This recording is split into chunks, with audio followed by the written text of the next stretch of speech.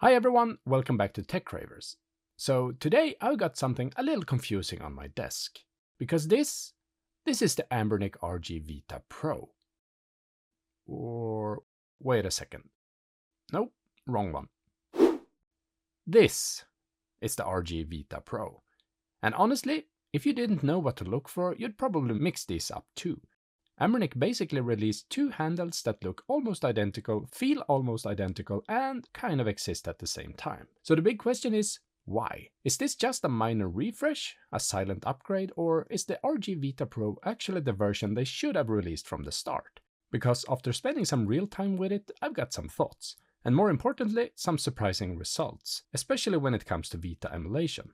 So in this video, we're doing a proper second look, not a full review, but more like what changed, what actually matters, and whether this is the one you should be paying attention to right from the beginning. So, alright, let's get into it.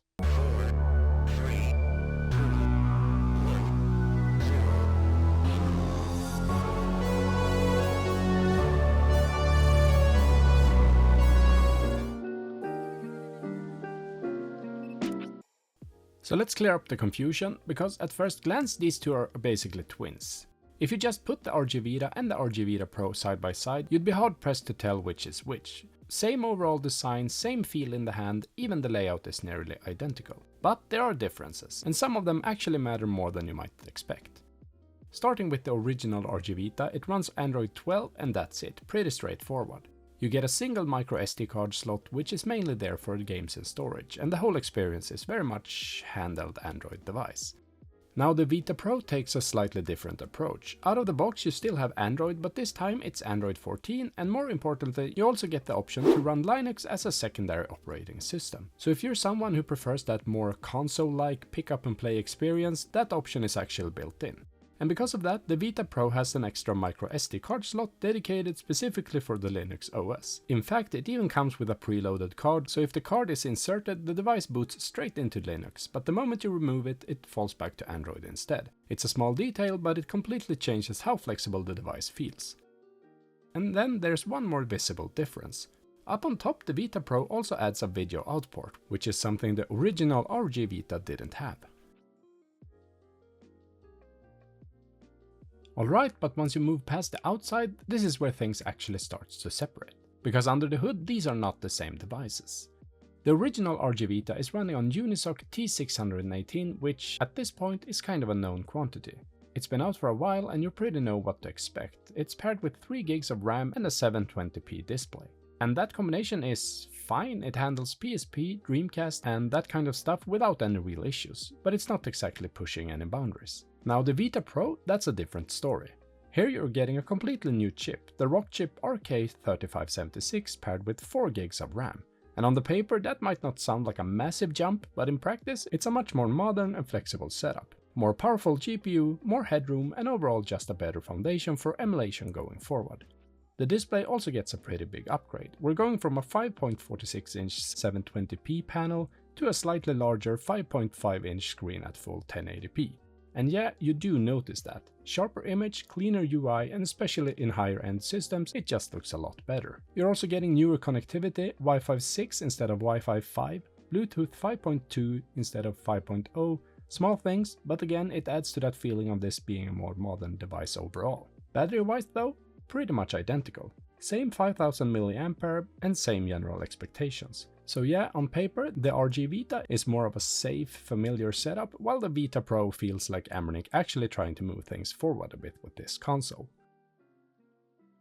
But now that we've covered what actually separates these two, it's time to talk about the biggest weakness of the original RG Vita. Because let's be honest, Vita emulation on that device was kind of a mess.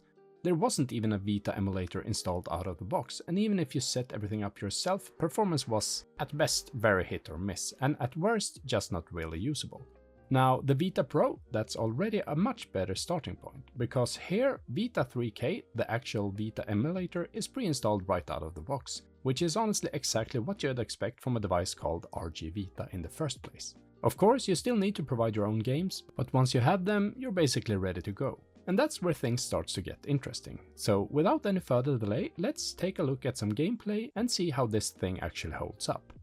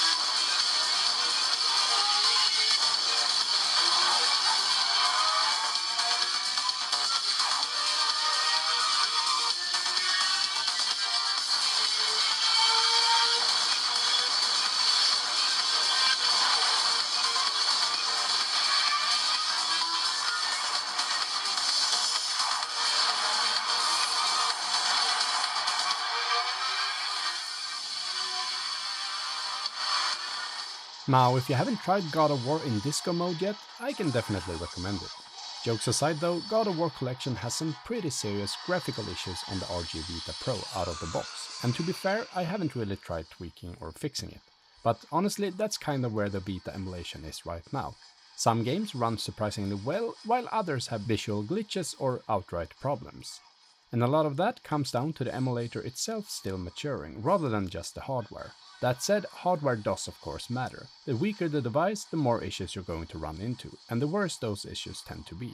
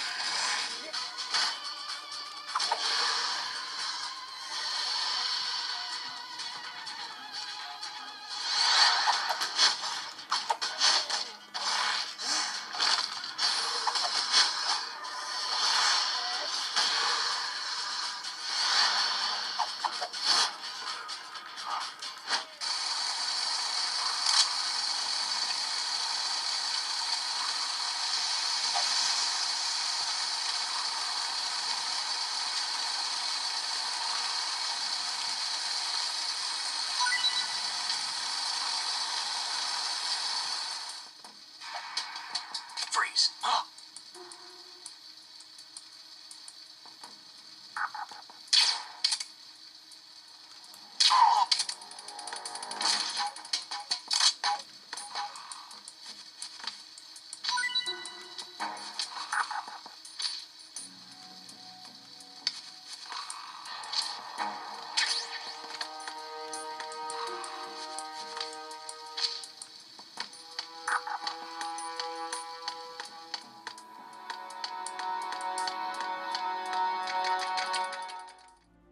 So where does that leave the RG Vita Pro? Well, this feels a lot more like the device the original RG Vita was meant to be. You're getting better hardware, a sharper screen, more flexibility with Linux, and most importantly, actual Vita emulation ready to go out of the box. And while it's definitely not perfect, especially with some games still having graphical issues, the overall experience is just on a completely different level compared to the original. If you're specifically interested in Vita emulation, this is easily the better choice. Just don't expect miracles, because at the end of the day, a lot of the limitations still come down to the emulator itself. But yeah, this one surprised me. Anyway, that's gonna be it for this one. If you enjoyed the video, make sure to leave a like and consider subscribing for more handhelds, emulation and tech like this in the future. Thanks a lot for watching, and I'll catch you in the next one.